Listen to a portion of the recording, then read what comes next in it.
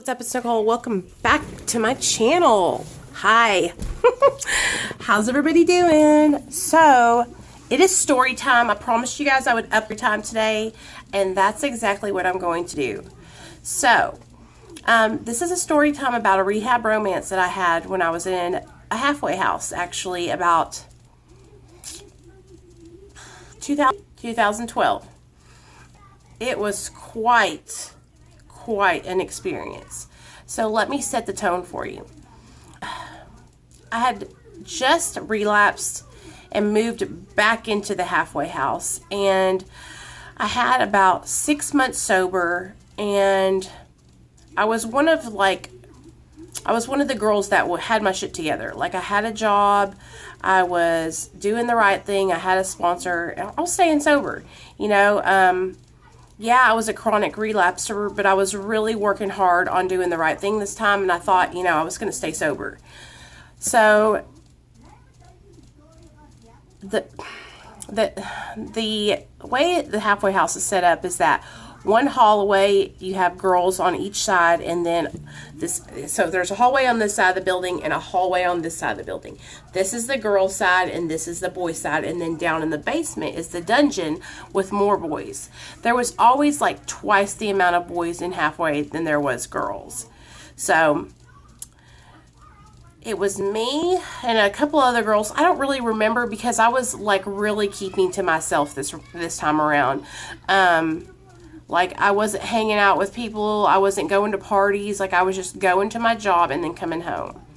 But a new guy moved in named Tyler, and he was 19, and I was 30, I think, maybe 31, and maybe he was 21. He was younger, though, a lot younger than I was, and he was so cute, you guys. He had blonde hair, like dirty blonde, and those crystal blue eyes. Tan skin. He was short and stocky, and he had this like really country kind of slang. You know, his like accent was real country. And he was from a really small town called Cherokee Village, Arkansas, which is like super small. And so he was in recovery from his drug of choice was opiates and methamphetamine. So at the time, I was completely obsessed with this guy named Joe, and me and Joe had dated for like 2 years, and I haven't told you guys about him yet because he has to have a story time of his own.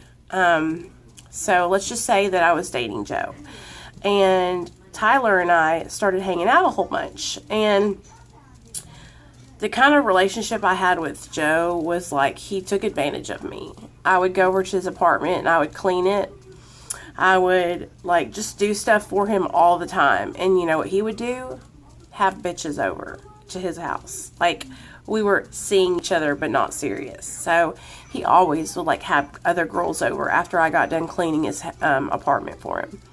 Well, Tyler and I went over to his house one day because he was out of town for a week, and we like stayed there, and you know, we were hooking up, and I really liked Tyler, but something just wasn't right about him. Something was really off.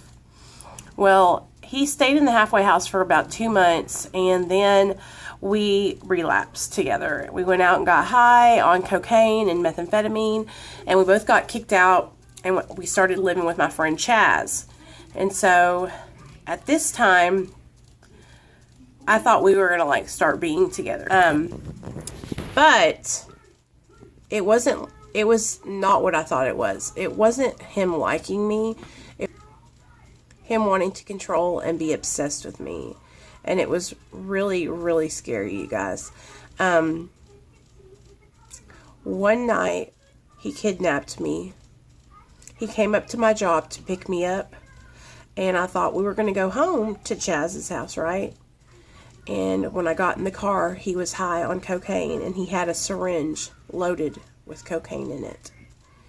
And he was like, shoot this up now. And I was like, no, dude, like, I don't know. What is that? And he was like, give me your arm. And he shot me up with cocaine. I remember it was so much that I thought I was going to have a heart attack right there in the passenger seat of the car. I was screaming at him, please stop, and he was going like 100 miles an hour in my car, right? I was like, let's just go, let's just chill out. He took my phone, took the SIM card out of it, and took my purse and threw it in the street down the middle of Shackelford, which is like a huge intersection and a highway. I thought, oh my God, this is it. Like, I'm going to die. He's going to kill me. We went back home to where Chaz and his girlfriend were at. Hey, baby, what's up? For real, I want you to put on Chase's corner. Okay, and they were all so skeetered out. You guys, it was so scary. I sat down, and he literally took handcuffs and handcuffed me to the bed to where I could not leave.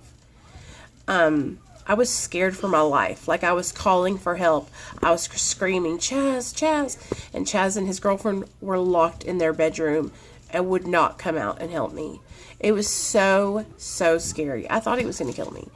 He finally let me go, you guys, and we were sitting on the couch, and he fell asleep because he had just been up for so many days. And I grabbed the keys to my car and ran and never, ever went back. Well, street, I found my purse in the middle of the road, got my purse and my wallet. It had been ran over, and I never talked to him again. Well, he ended up going back to the halfway house and going into rehab and getting help because he was just out of his mind. He ended up apologizing to me and telling me that he didn't know what was going on. He thought, like, hallucinating that I was someone else, that I was his ex, and he was just so mad.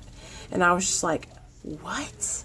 But this is the first experience I ever had with a guy, like, holding me hostage while they were high on dope.